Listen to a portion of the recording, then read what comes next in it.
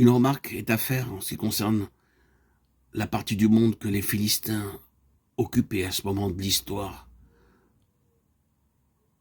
n'est pas leur vraie patrie, lors du règne de David. Les Philistins étaient une peuplade vagabonde, foncièrement belliqueuse. Ils étaient fort bien entraînés à la guerre et représentaient de ce fait une menace perpétuelle pour le peuple qui se trouvait dans leur voisinage.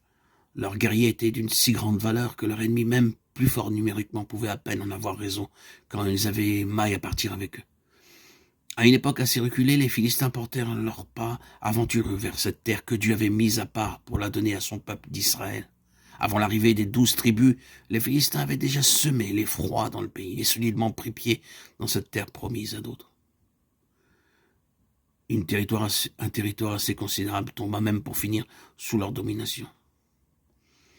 Leur influence, leur puissance, leur prestige étaient tels qu'ils allaient jusqu'à donner leur nom au pays tout entier. La Palestine est simplement le pays des Philistins. Palestine signifie terre des Philistins. Du jour où ils ont mis le pied dans le pays, ils y ont laissé quelque chose d'eux-mêmes qui ne s'est pas encore effacé aujourd'hui. Mais voilà que le Seigneur amène son peuple dans le pays d'Israël, disons-nous quelquefois. Mais en dépit de ce titre, en dépit de cette désignation divine, en dépit de ce qui représente ainsi l'intention de Dieu, le plan de Dieu, la pensée de Dieu, nous voyons ce pays prédestiné subir l'empreinte des Philistins.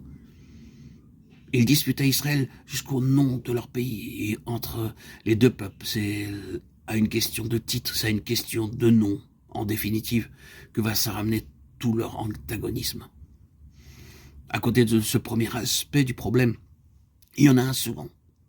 Non seulement les deux peuples vivaient en état d'hostilité quasi permanente, mais les Philistins étaient les ennemis principaux d'Israël.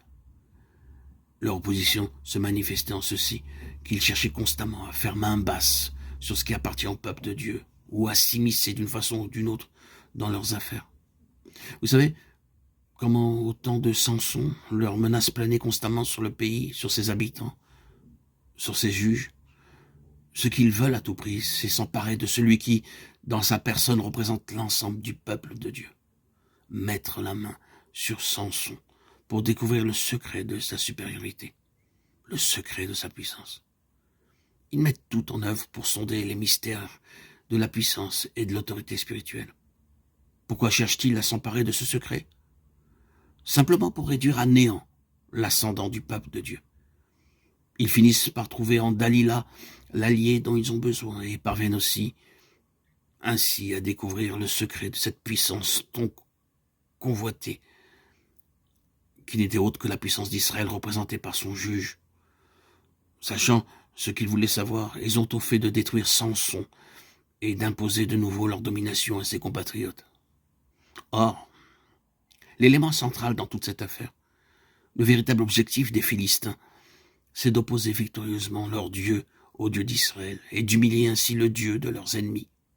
Aussi, ce fameux jour où Samson, aveugle, sort de sa prison pour venir divertir les hôtes des Philistins, quel est le vrai sens des cris de joie de ses oppresseurs?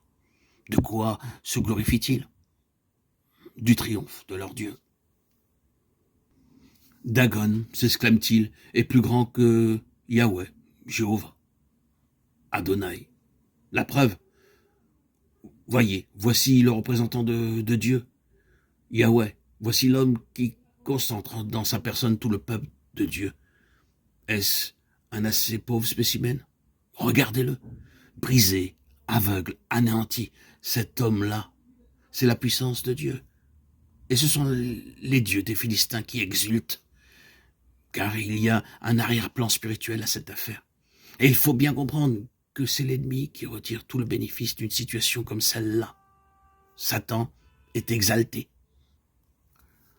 Le diable est glorifié quand l'homme naturel, quand la chair incirconcise, la chair non crucifiée, s'empare des secrets spirituels et les exploite à son profit.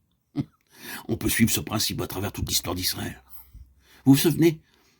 Plus tard, ce sera l'arche, cette arche du témoignage, qui est comme l'incorporation de la puissance d'Israël, le symbole de sa gloire.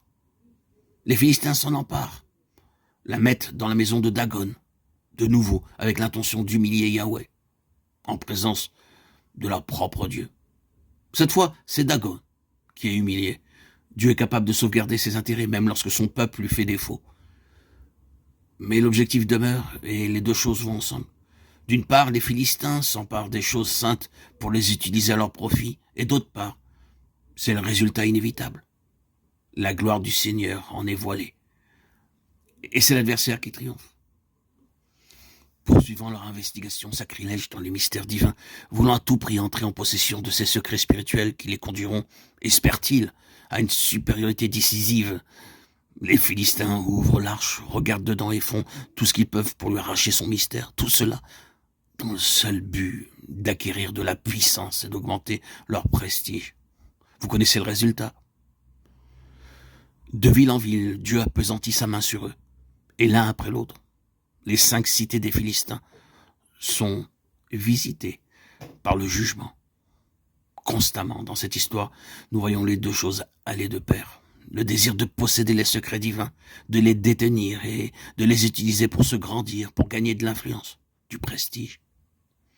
Avec comme conséquence inéluctable le déshonneur de Dieu et la glorification de l'adversaire.